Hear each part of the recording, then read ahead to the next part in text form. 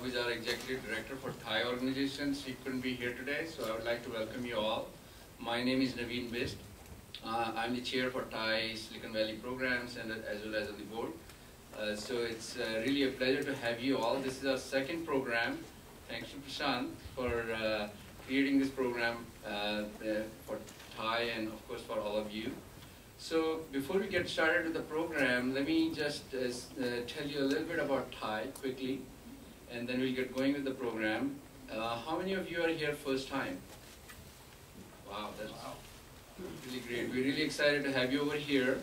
And so I would really encourage all of you to become Thai members. It's a very nominal charge, 30 cents a day. You want to $100 a year. And I'll make sure Patricia won't let you get out of those, that's the only way you can get out. So she'll be standing right there. So anyway, so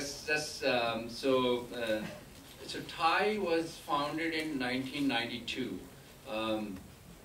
right here in Silicon Valley. And basically, the name signifies the roots of its founders from South Asia or Indus region. However, today, it stands for Talents, Ideas, and Enterprise. And Thai is an open and inclusive organization.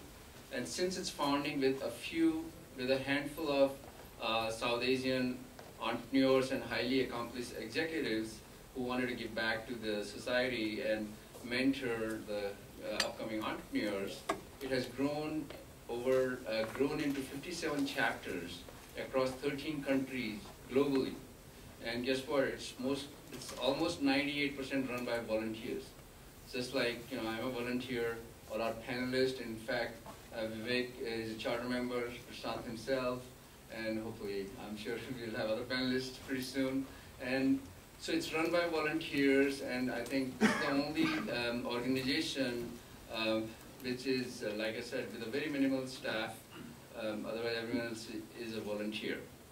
So now, Thai's main mission is to foster entrepreneurship, as you can see here in big bold letters, and we seek to cultivate and nurture ecosystem for entrepreneurship and free economies everywhere, because we believe it's the single most instrument for creating prosperity. Thai has 3 constituencies, charter members. In fact, we have a number of them over here, so I would like to see some of the charter members. Could you please raise your hands? And 2 are on the panel. And then over here. So charter members are they are invited, and they're very highly accomplished entrepreneurs as well as executives from the industry. And please see that you network with them after the program is over. And because a lot of them could turn out to be your mentors, advisors, your possible angel investors, and even customers. And then second constituency is just members, general membership, which is open to everyone. As I said, I would encourage all of you to become members. And third constituency is our sponsors. Sponsors like, the venture capital firms over here, legal firms, consulting companies like CPA organizations, as well as a lot of large corporations like Microsoft, IBM, SAP, who are also our sponsors, and that's how we support our organization here. And what we do is mostly we host a number of programs which are around fostering entrepreneurship. One of the flagship programs we hold every year in May is called ThaiCon. How many of you have been to a ThaiCon? All right, so ThaiCon was started, first ThaiCon was held in 1994 with 500 people, and now we attract over 3,000 attendees every year. It's held during second or third week of May, and it's one of the largest, I think it's the largest conference for entrepreneurs. So if those who haven't been, please make sure next year you can come and attend it, because it's really stimulating. Lots of, you walk away with lots of inspirational ideas as well as high energy, and if you are sitting on the fence to plunge into starting your own company, I'm sure you'll be across the fence pretty soon. And then in addition to ThaiCon, we hold industry-specific programs. So we have like cloud, social media, life sciences, internet, and even special programs like Growth Company Forum, like saw here, etc. So which you can check out on our website, TISV or TISV.org. And then plus, since last year, as we continue to look at improving our programs as well as bring out new programs which can help you all, like all those aspiring entrepreneurs. So we launched a few new programs. I'll just quickly tell you. One is Thai Angels, which was launched last year. In fact, our chair for Thai Angels, I just saw him here, Venk, right there. So Venk, could you please stand up? So Venk is also a charter member and board member, a serial entrepreneur, as well as the chair for Thai Angels. So Thai Angels was launched last year in August, and we have a group of steering committee members, and in fact, Prashant is one of the steering committee members. Are there any in the audience? And myself also. So we basically, Thai Angels, the way it works, those who are looking for money, how many of you are looking for money? Everyone. Okay, so what you could do is, you can go to TISV.org site, and there's a Thai Angels section, so you can follow the process for applying over there. And then it's a 3-step process. Once you apply there, then it's screened by screening committee members as well as our domain experts from the industry. And then second step is about 8 or 9 companies are invited in front of the screening committee to present. And then after that, 3 or 4 companies are selected, and on third Monday of every month, we have they are invited for a dinner in front of almost, any time, on average about 60 or so angel investors. A lot of them are our charter members here to present in front of them. And then on an average, we have 1 company which has been funded. So about 10 companies have been funded since last August. So that's one new program, and so please make sure to spread the word to your friends who are looking for money and who are in early stages. That's one. Second program we launched early this year was My Story, which is a monthly program, and it's any entrepreneur who has exited from his company over the last 12 to 18 months, and so they come and share their story. Like we had on this Tuesday, the founders of Quick, which was bought by Skype for over 150 million, one of the first mobile video sharing company. So they came and presented. So it's a very good opportunity for you to come and listen to what kind of lessons they learned or what decisions they made and what happened to their company when they ran out of money, how did they manage. Very good. So we have one on November 1st. One of the entrepreneurs, Mayank Baba, who was a student at Stanford, founded a company called Astra Data Systems, which was bought by Teradata for over about 300 million back in April timeframe. Similarly, we have in December, then we are already lined up till February. So please attend that one. Then the third new program this year is this Startup Pitch Fest, which thanks to Prashant again. And this is the second one, and we're really excited about that. So with that, I would like to say a few words about Prashant, who is our host, as well as board member. Prashant himself is a very experienced venture capitalist, as well as an angel investor, worked in large companies like AT&T, as well as in startup companies. And with that, I would hand it over to Prashant to start the program. Thank you.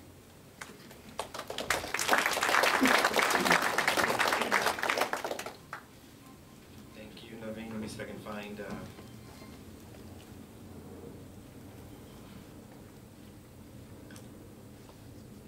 Pitch Fest overview. Here we go.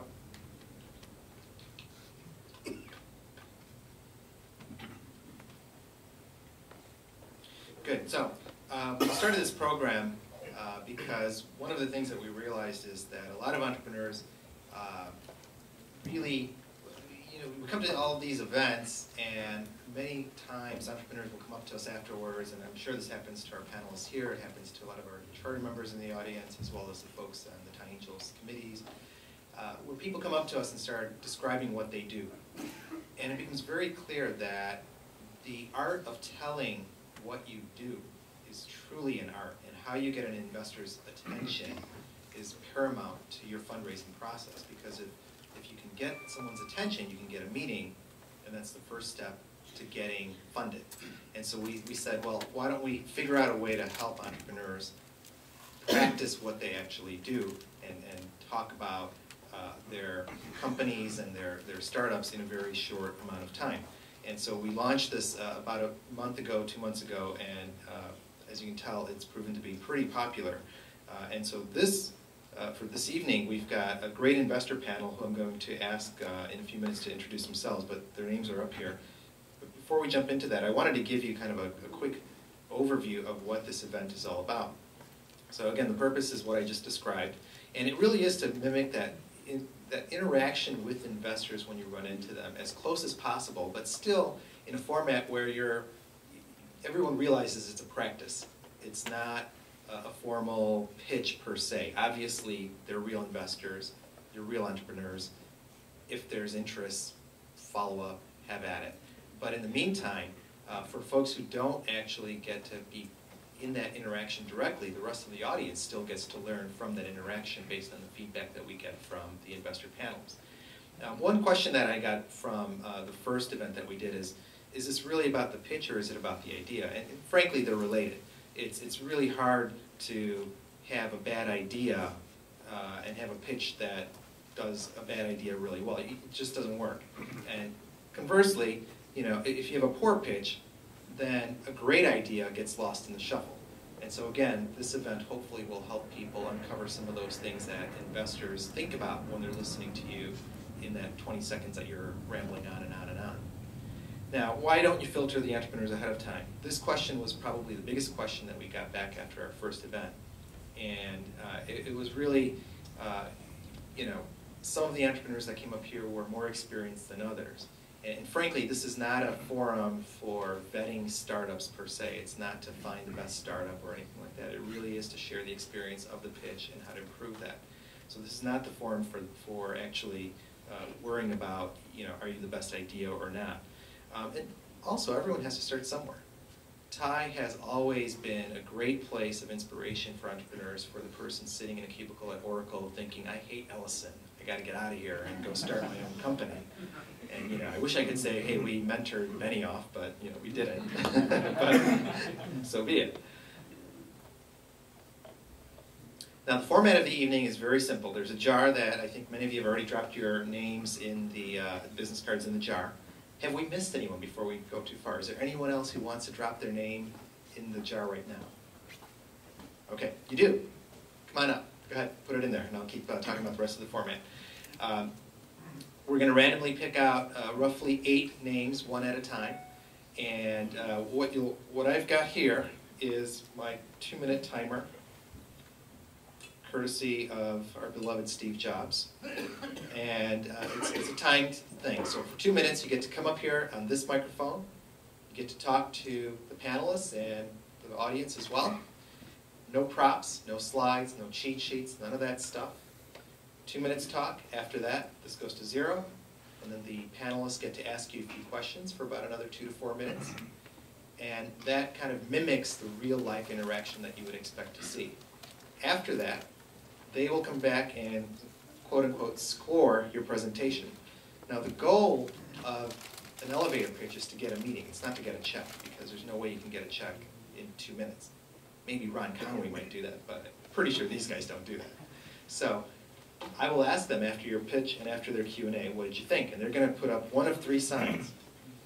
Call me, which means they really liked it, they want to schedule something with you. Email me, which means I'll think about it. And the definitive, no, it's not for me, no thanks. Okay? And we'll have a little bit of Q&A session with them as to why they picked what they picked, etc. After that, I will also ask the panel to give you, the speaker here, direct feedback about why they picked their selection, why it was, and email me or whatever. During that time, it's not a dialogue, so whoever's up here, we don't expect you to respond to that feedback. Just listen to the feedback and take it in. And then we'll go on to the next entrepreneur. Now, it's not a contest per se, but as incentive to do your best, one thing that we've instituted here is that the best pitch as determined by the panel will be invited to the TIE Angel screening meeting that Naveen was talking about. And for the month of October, the next screening meeting is this Monday.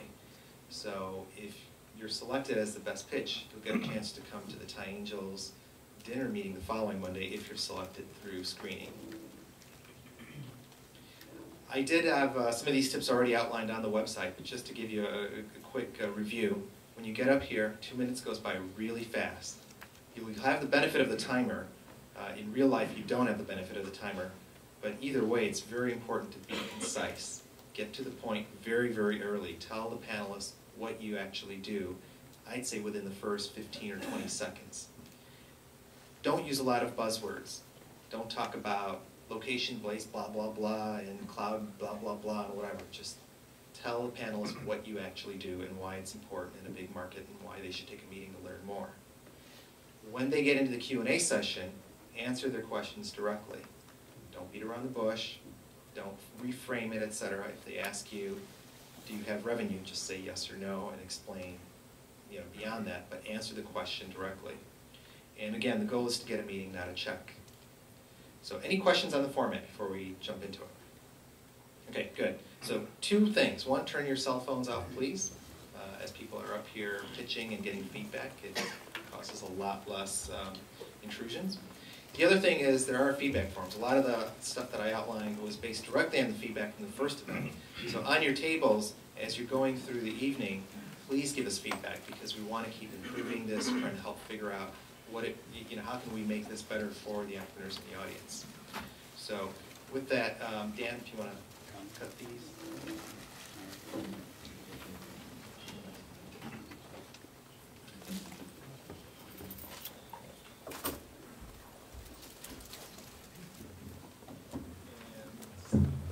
Hello. Vip, why don't we start with you? Why don't you give us a quick introduction to you and August Capital, and we'll just go down the line here. My name is Vivek Mehra. I'm a general partner at August Capital. We're predominantly an early stage venture fund investing broadly in IT, everything from semiconductor investments on one end to consumer internet on the other end. We manage about $2 billion. We have 7 partners that are actively investing these days. And our most recent fund that we're investing out of is a $650 million fund.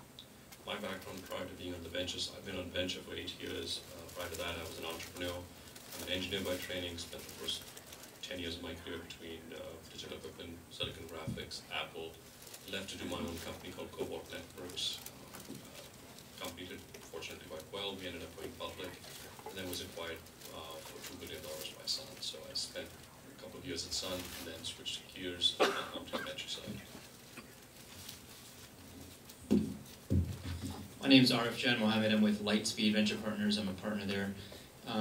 Lightspeed is a global, primarily early stage venture firm. We have offices in Menlo Park, as well as India, Israel, and China. We manage about $2 billion across 3 funds. Our most recent fund was an $800 million fund that we raised in 2008. Really invest in 3 primary areas. One is enterprise infrastructure. That's everything from systems, storage, compute, network, through to anything related to data center, cloud, SaaS applications. We also invest on the internet, digital media, e-commerce side, and also on the clean tech side. I've been with the firm for about 3 years. Earlier in my career, I was at Cisco in mergers and acquisitions there for a couple of years, and started my career as a chip designer and product manager. I'm Santi Subotovsky. I'm with Emergence Capital Partners. We invest exclusively in a category called technology-enabled services, which is software as a service, cloud. It's all business applications. We don't do consumer technology. We don't do clean tech. We invested in companies like Salesforce, SuccessFactors, Yammer, Box. And I've been with Emergence for about a year and a half now.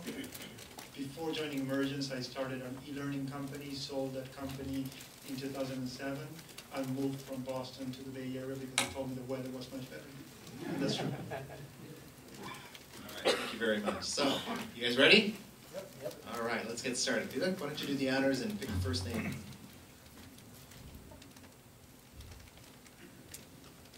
It's Ben Davey. Ben Davey. All right, Ben, come on up.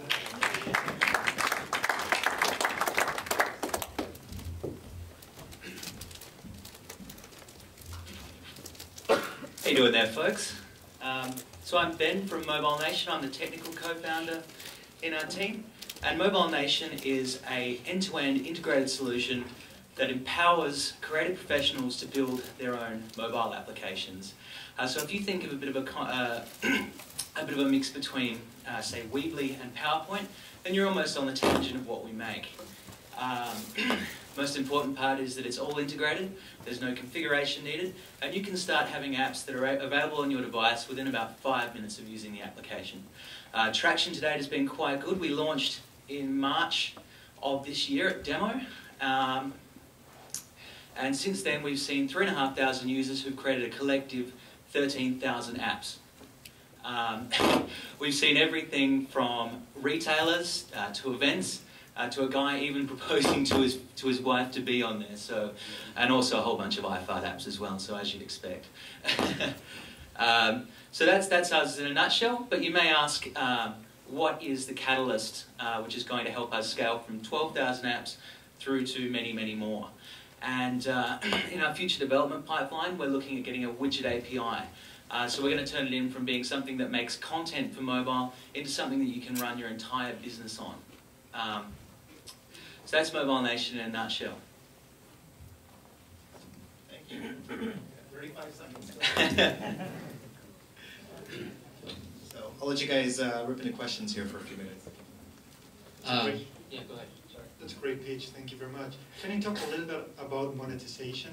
Sure. So we actually managed to start making money prior to actually accepting it. We're trying to build a consumer product out of this. However, enterprise has also cottoned onto it in a rather big way. And in Australia, we've got the likes of Kmart taking us on as a provider for internal infrastructure applications. So there certainly seems to be a lot of interest from the enterprise. However, we believe that we want to build a product that appeals to a broader range of consumers. So I mean, that's I guess that probably. But how do you monetize it? Do you charge consumers? Yeah, so we've got basically a free version which enables people to get a bit of a taste for it, build the app of their dreams, and then when it comes to publish time, they can choose which platforms they wish to deploy to. So whether or not they're just wanting to go for a mobile website, whether they want to add their own visual identity, whether they want to deploy it out to something like iOS or Android, each of those has an increasing price factor to it. Can you be a little bit more specific? What do you charge for the development system? For the development system, if you wanted to deploy one app on one instance to all platforms, you're talking around $105 per deploy. Can you talk about who you compete with and why someone chooses you? Okay, so we're definitely not the only player in this space.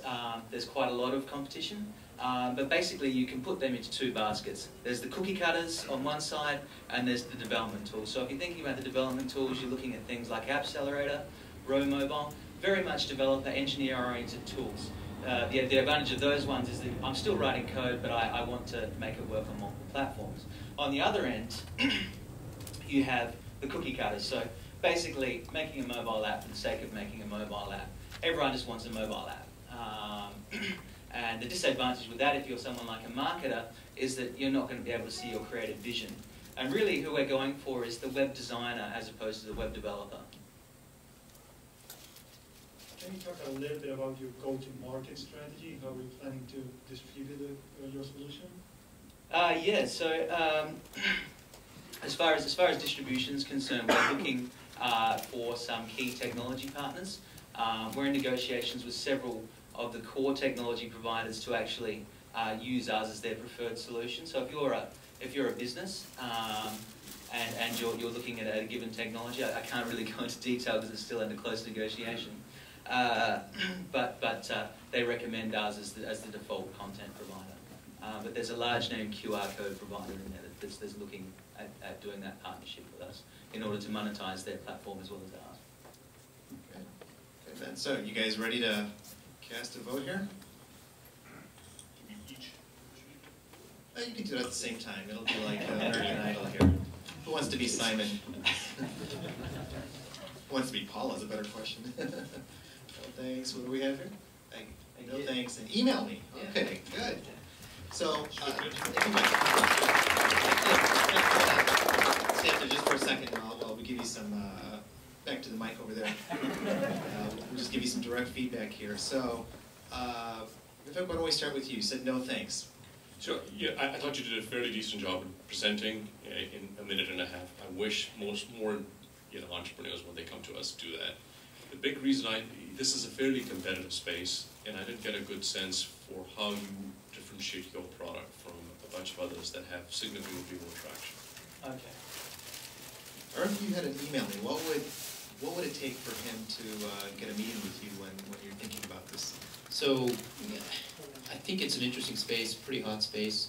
What I'd probably want to get more clarity on is some of the questions that people ask around the table in terms of how you're monetizing, what your funnel looks like, how you're actually getting attention for these 3,500 people, what it would take to get to $10 million in revenue, etc. So it's more of a, hey, look, let's explore and understand a little bit more about how you're differentiating, how you're going to market, and how you're going to build a sustainable company for this.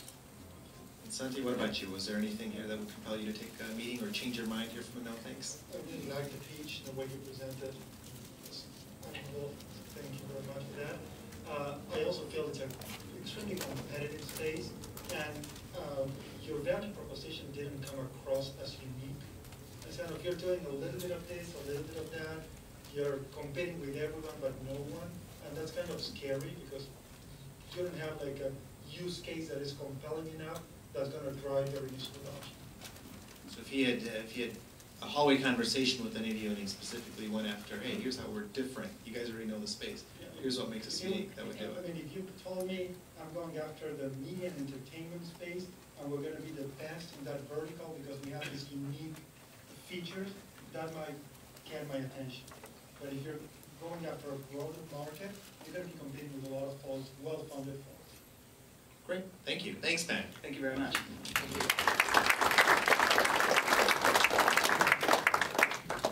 For those of you in the back of the room, I know Santi is not using the mic because he and I are sharing it. I'm hogging the mic. Can you hear him when he speaks? He has a loud voice. Are you okay on voice? Okay. All right, why don't you pick somebody here? No risk. Mix it up. Mix it up. Interesting. The first person I met here, Mahesh Kumar, 500 gallons. Thank you. Come on up, Mahesh.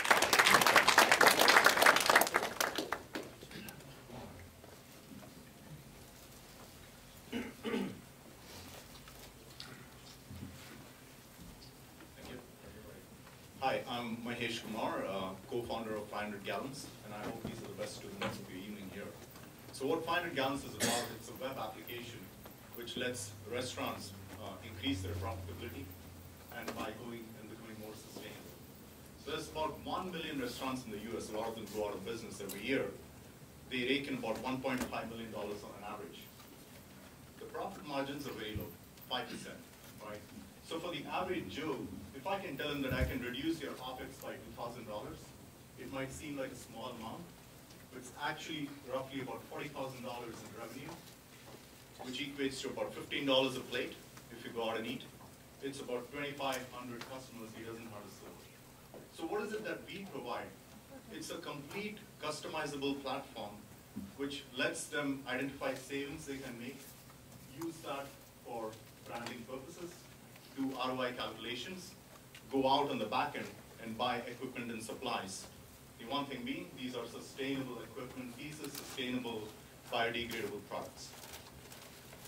The way we approach the target market is by performing audits for them, engaging with them directly on a consulting basis, engaging with your local state government bodies, with voluntary organizations, with other restaurant consultants also. In case you're wondering about monetization, we would get a percentage commission from the sales we actually enable to those restaurants. So the next time you guys go out to eat, ask yourself, how can I make that restaurant both sustainable for your kids and grandkids and profitable? And I say profitable because if you like that restaurant, if it's not profitable, it's not going to be around for too long. We thought about it a lot, and that's how 500 Gallons was born. Thank you.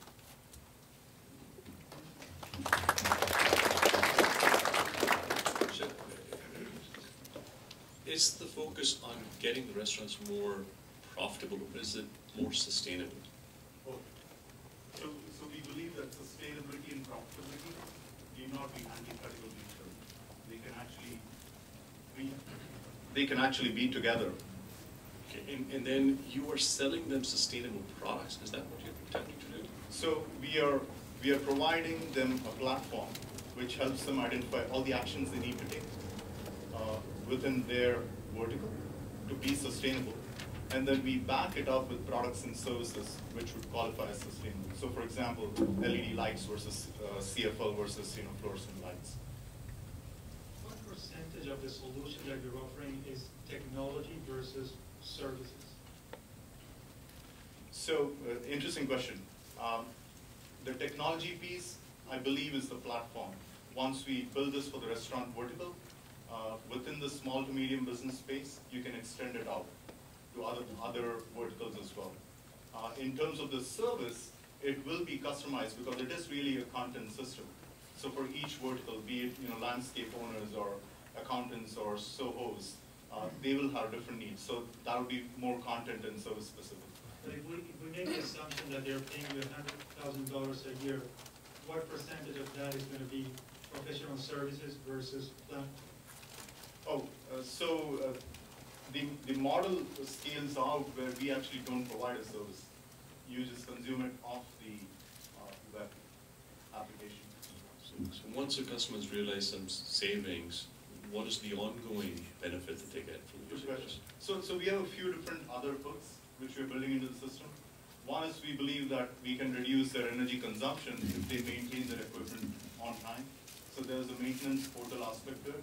There is also, if you look at restaurants, the amount of non-COGS related purchases they make in a year is about $22 billion.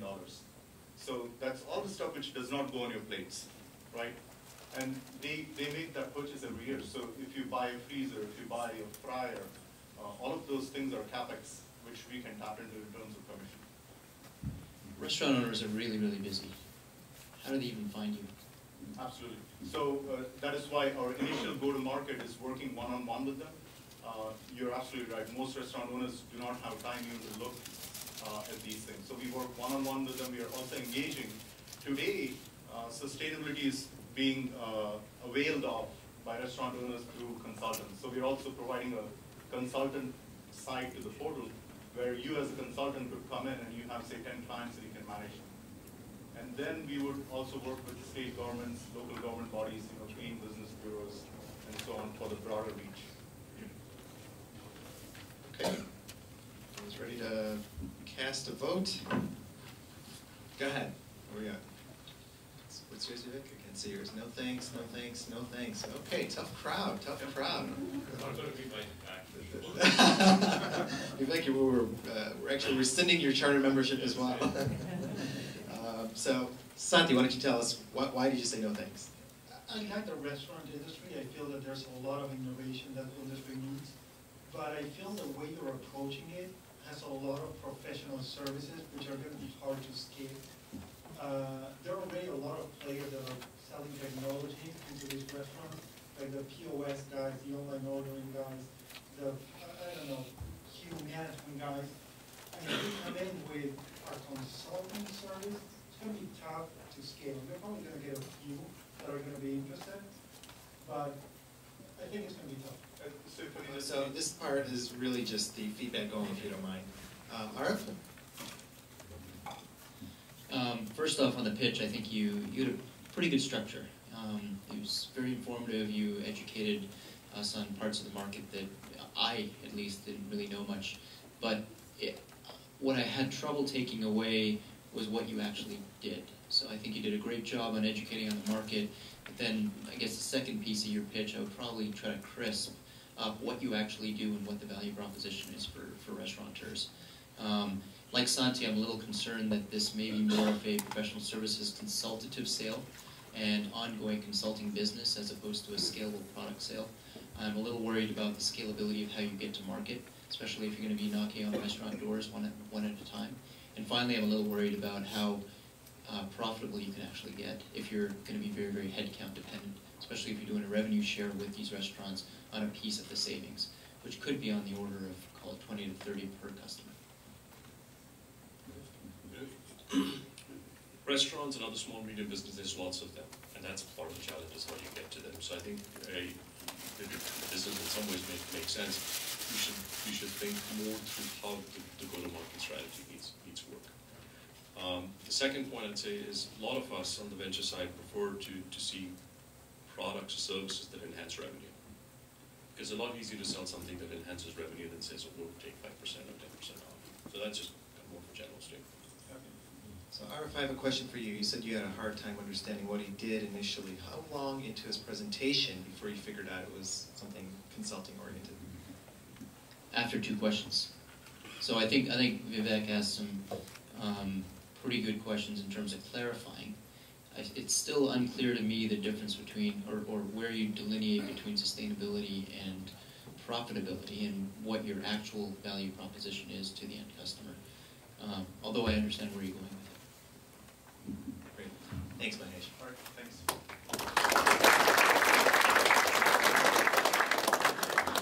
Let Santi pick the next entrepreneur. Michael Finnegan. Michael, come on up.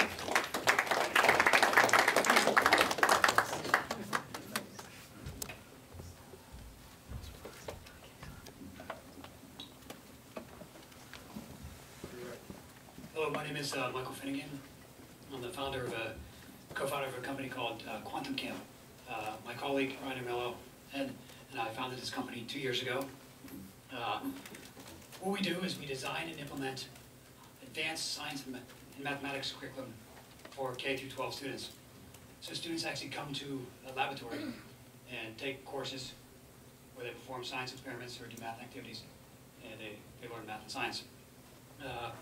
We founded a company 2 years ago after Ryan and I were public school teachers. We're also, I have a PhD in engineering, Ryan's a theoretical physicist. And so we were scientists and mathematicians in the public school, working in a public school in Oakland. And you know the script. We saw it firsthand not working. We saw these kids not learning. So we kind of looked at each other and said, you know, we can do this better. And so that's what we did. We quit and we put together a couple $1,000, bought some science equipment, put it in the trunk of our car, and we called up a few families we knew who were interested in education. And we took our equipment to their kitchen table, and we started started developing courses. And after we did a few courses in the summer of 2009, these families and these students were like, "This was unbelievable. What else can you do? Can you do chemistry?" We started out with physics. Can you do chemistry? Can you do biology? Can you do mathematics? And so we said, yes, we're going to do that. That's our plans. And so we continued to buy more equipment, high-end stuff, and by the middle of 2010, we opened up our first full-fledged laboratory in downtown Berkeley. A year later, we had 3 new teachers, a biologist, a geologist, Ryan's a physicist, I'm a chemist, and a second location in Mountain View. And we still have these students. We have 75% return rate, and all the students are just, families are really loving it. Okay, thank you. Santi, this is right up your alley. Why don't you start with the Q&A? Yeah, I think it's a great idea. The education system definitely needs some fixing. So why don't you tell me a little bit about how you plan to scale the business? Because it seems that you're building physical labs. That's right. So we've already, in a sense, scaled from 1 center to 2 centers, Berkeley to Mountain View. So we're in the process, actually, of ironing that out. We have 2 new teachers that we want to sort of, really our job is to clone Ryan. We need to clone ourselves. And the ultimate goal is to have quantum camps, these high-end advanced centers of science and math, you know, in other places in the Bay Area. We have an incredible amount of interest from LA, so we see that as the next market to go to, and then even beyond California and beyond. Can you talk a little bit about what the economics look like and who your ideal student might be? So we actually work with all kinds of students, backgrounds. We're finding that when students get in our classrooms, they're really not classrooms, they're laboratories. And it's this exclusively hands-on experience. We have these intelligent kids who are struggling in school, and they come to us, It's like this great neutralizer. It's all about collecting data and making profound observations about stuff that most teachers just lecture about or most kids just read about in textbooks. Our kids are discovering these profound ideas sort of on their own. There's a part of that question I think I missed. What do you charge? Science courses are $6.95 for a 10-week quarter. Math courses are $5.95 for a 10-week quarter. And we sell package pricing if you buy a 3-quarter, which is basically an academic year. Would you also intend to have a web-based component to this, so people that don't have access or live further away from you can actually subscribe to these on a paid basis? There are, the answer is no. And the reason why is there are a lot of really good web-based academics out there that we're just not going to compete with. We want kids to come in person and experience collecting data in person.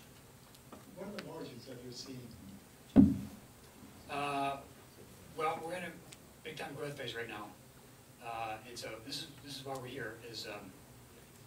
You know, Ryan and I, we're scientists and we're engineers. You guys are the finance guys.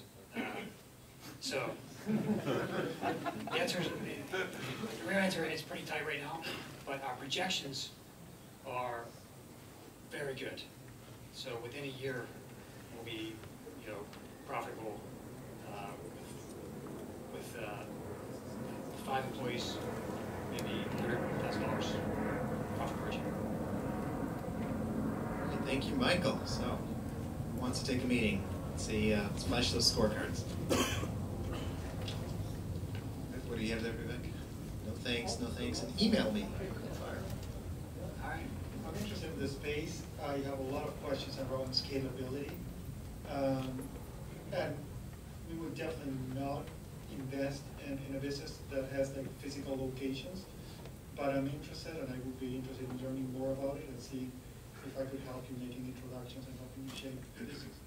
But that's because of my personal background in this industry. That's great.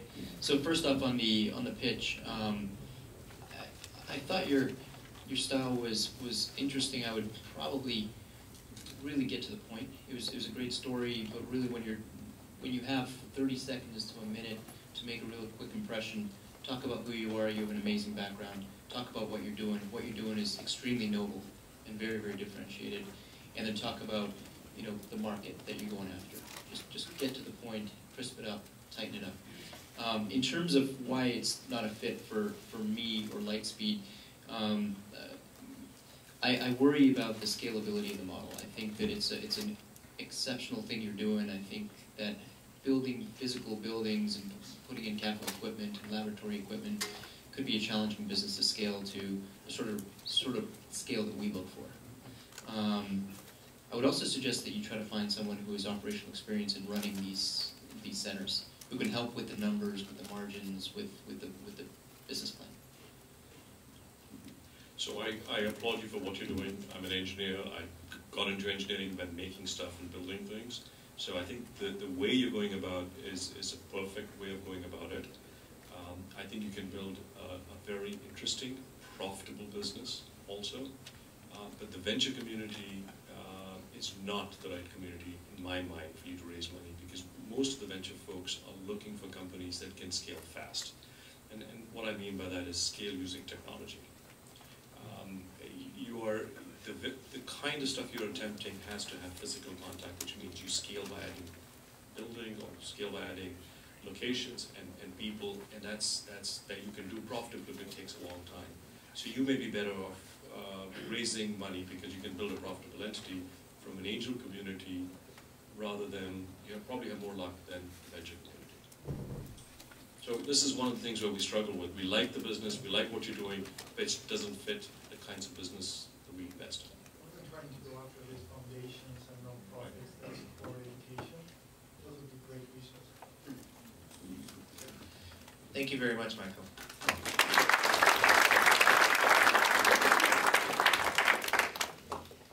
So do you want to pick the next one again?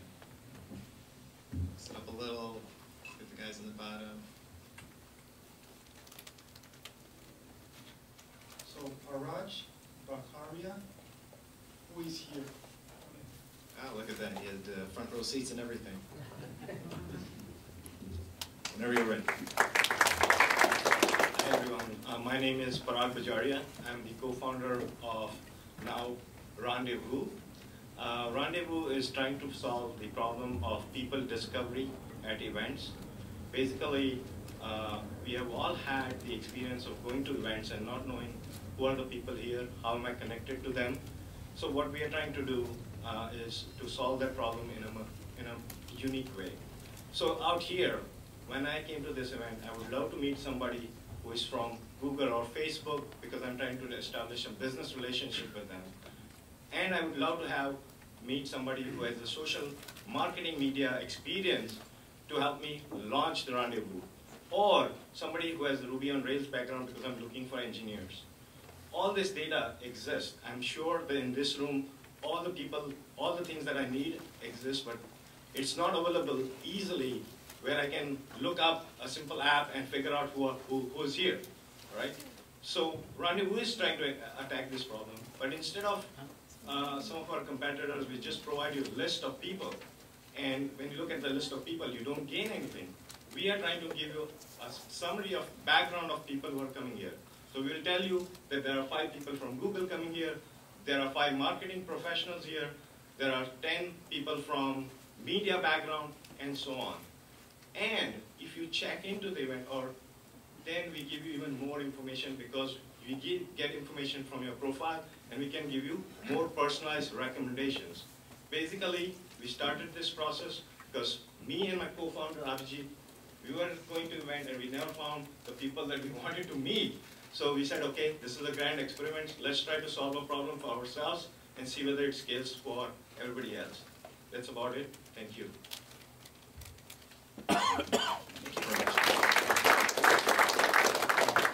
Questions? You didn't talk about how you would do this. So it's a mobile application.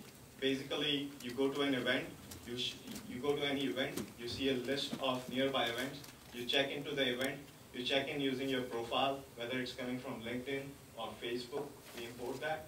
And once you check into the event, we'll show you that, okay, there are 5 people from Google, there are 2 people from Facebook, there are 5 CEOs, 3 VPs, somebody from your hometown like Mumbai, somebody that you've gone to school to, University of Michigan or whoever.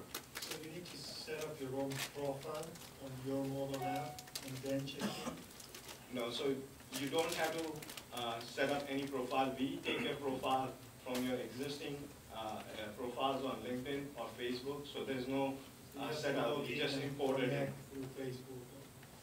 Yeah, and we have the concern of privacy in our mind.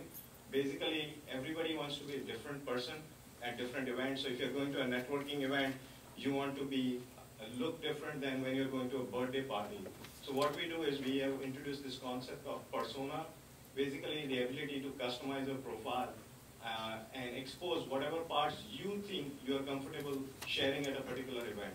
So that's how we deal with privacy concerns too. So it's an interesting application. How will you make money?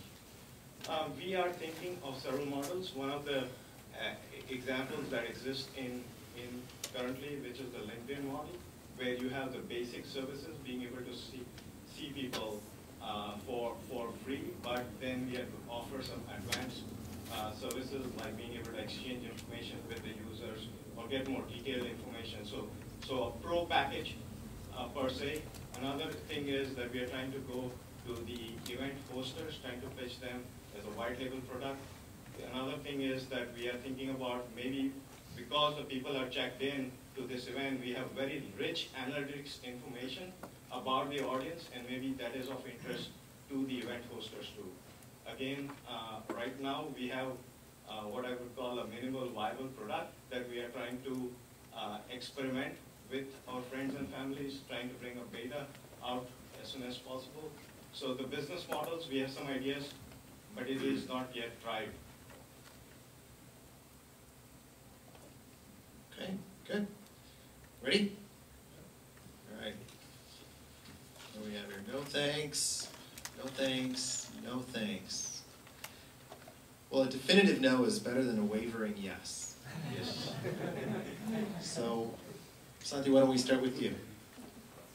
Yeah, I mean, I like how you started the pitch. You described the problem, then you described the solution, and I was kind of intrigued, and I was waiting for, this is why we're different from all the other services that are out there. There's a checking fatigue, there's a social networking fatigue. People don't want to create more profiles. And for this to work, you need to have a critical mass of people within an event that are using your application. And you didn't get to that point. So I would probably emphasize that a lot, because a lot of the venture guys get the problem, but have seen a lot of companies try different products and different solutions. Yeah, I agree. There are a lot of products out there that are solving one facet or another of the problem that you're going after. One thing that went through my mind was, is this a feature of a broader product that might have more lift? So as you think through how you evolve the product, what I'd suggest is think bigger, think beyond events, and really look at what's out there in the market today, and don't say some of these products are not attacking this specific problem, so I can make a company out of that. I would think a little bit broader in terms of a problem set and on the mobile side. You know, I didn't get a sense this was a big enough kind of revenue opportunity for a venture-backed company. Having said that, I think that there's usefulness in the product. There was a product, I was at the TED conference last year, and there was a very similar